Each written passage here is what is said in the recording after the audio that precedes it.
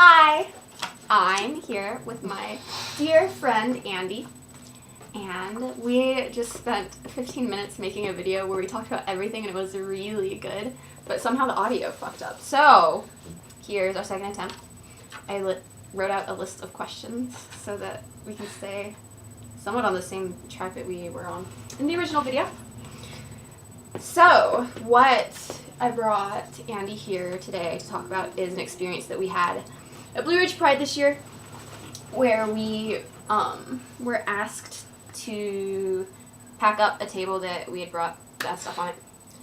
And so my first question to you is, please recall in vulgar detail those insulting actions of the organizers of blrrp against our persons.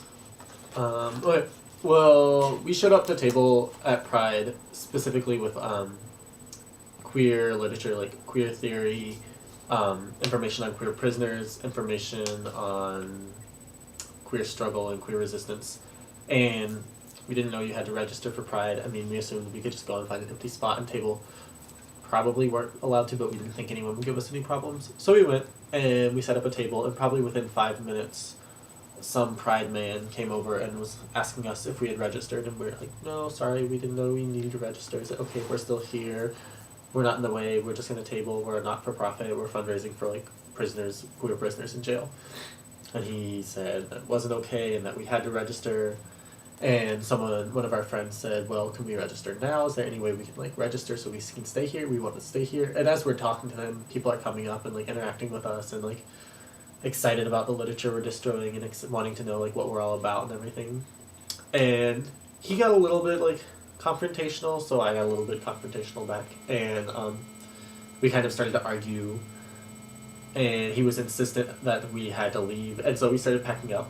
And then he left, and then he came back, and he was like, well, you know what, actually, I made a change in the rules. You can be here if you pay $50 right now. You can, like, register right now. Which was, like, $50. the registration fee. And I kind of got offended, and I was like, look, we're not even taking up any space. This is an empty table, like, we're not in the way. Why would we pay $50? We're fundraising. We're, like, not taking money in for ourselves. We don't have $50. If we did, we wouldn't even be like... It'd be fun. Or, like, we wouldn't like, be spending it on... We wouldn't spend it on a table. We'd, like, send it to people in jail and things like that. So he continued to get more confrontational, and I got more confrontational, and we were yelling at this point, and told him he was homophobic and that he hated queers or something, I don't know. And then he brought up his security, and the whole time he was threatening that if I didn't leave, he would get the police involved. And so he brought over security, and they yelled at me and they accused me of, like, smuggling in alcohol, which really was just a soda. And then finally, like, I was walking away, and we were, like, packed up, and the cops came up, and they were like, you need to come back here. And I told them, well, I'm leaving. I just want to leave. They said, no, you have to come back and talk to me. So I came over, and the cop he said to me, you can do this 2 ways. You can either leave right now, or you can leave in my squad car and spend the night in jail. And I told him, well, I'm actually leaving. You just made me come back and talk to you, so I'm going to leave. And I left, and they escorted us out of Pride. So that is my experience with Pride in Asheville this year. Yeah. I guess I'll just go to the next question. Will you recount your knowledge of the history of Pride in the city as you remember it? I think Pride started happening about 4 or 5 years ago in Asheville. And I think originally, up until this year, they were all on the outskirts of town or removed from downtown. I know for a few years back they used to be in the Earth Fair, like the West Asheville Earth Fair parking lot. And so this was the first year that it was like a very public, open, big deal, like downtown, closing off all of Lexington, having a giant, like a theater or whatever stage, and lots of, like, a big deal. And so this is, like, one of the things that, like, it was a very important thing to a lot of people, and people were really excited about it actually having, like, this space. And the history of Pride in general is, like, Pride was created as, like, the more liberal celebration and, like, the more liberal, like, queer celebration in response to Stonewall, which is, like, the remembrance of, like, the Stonewall riots in 69, 67? 69. 69? Mm-hmm. 69, which were when queers took to the streets after a bar, Stonewall, was raided in New York, and they rioted and fought the police for, like, 4 days. So this was, like, Stonewall, or Pride is the more like liberal celebration compared to Stonewall. And Pride in Asheville actually started happening after Stonewall celebrations were happening in Asheville. So there've always been, or for like 7 years, there've been Stonewall celebrations in Asheville, and Pride's only been around for like 5 years. How have you felt about the Stonewall? About the events Stonewall? that have happened here? I generally think they're usually pretty fun. They actually are like less confrontational than I feel like a Stonewall celebration should be. Like, I think last year people even applied for a permit to march, and which is just funny. It's like to apply for a permit, which generally means you get a police escort for a celebration of like queers reclaiming space from the police, from like homophobic and like police who were like targeting queer and gay people in New York in like the 60s. So it's just kind of ironic to me that like you would even ask for police protection from something like that, because I mean police are still homophobic and still like generally terrible people towards queers, which was also something I thought was ironic and funny, to get escorted out of Pride, which is like somewhat related to the celebration. Is question number 5. I jumped ahead. Wait, no, sorry, I didn't mean to interrupt. Except for that. Oh, I lost. What? Question number 5? I was just asking you about Stonewall. Number 3 was, have you ever been to a Pride that you enjoyed? Do tell.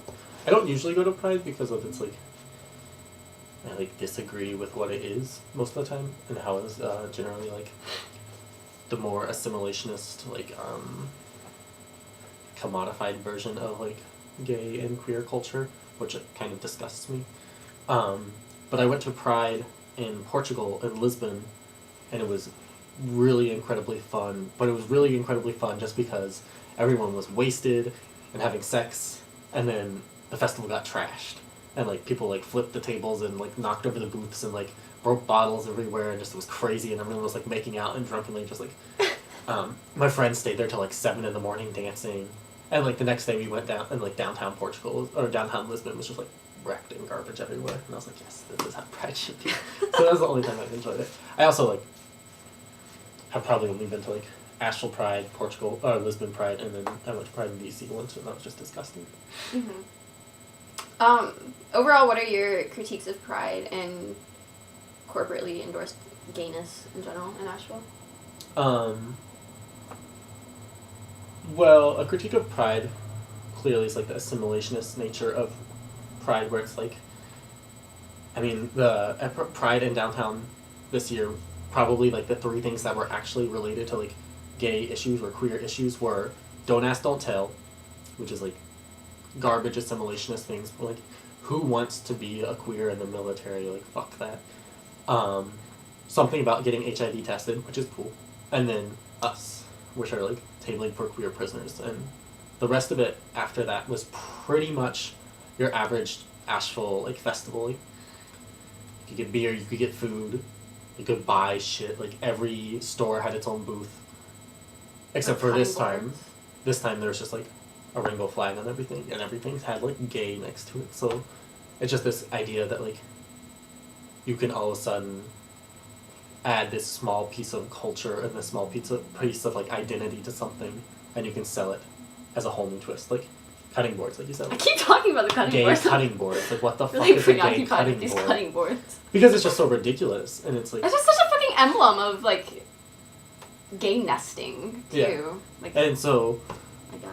I like of course hate Pride for that, but then I also hate it because it's like toning down and trying to like ignore an aspect of queer resistance and queer history that is like Stonewall, and it is trying to ignore that like we do have to fight for like certain aspects of our lives, and like to be queer is in nature to be like violently against society, and it wants to be like passively part of society, and like that is what Pride is all about. It's like integrating into society and being part of society, and so I don't Being like proud that. to fit in. Yeah, being proud to fit in.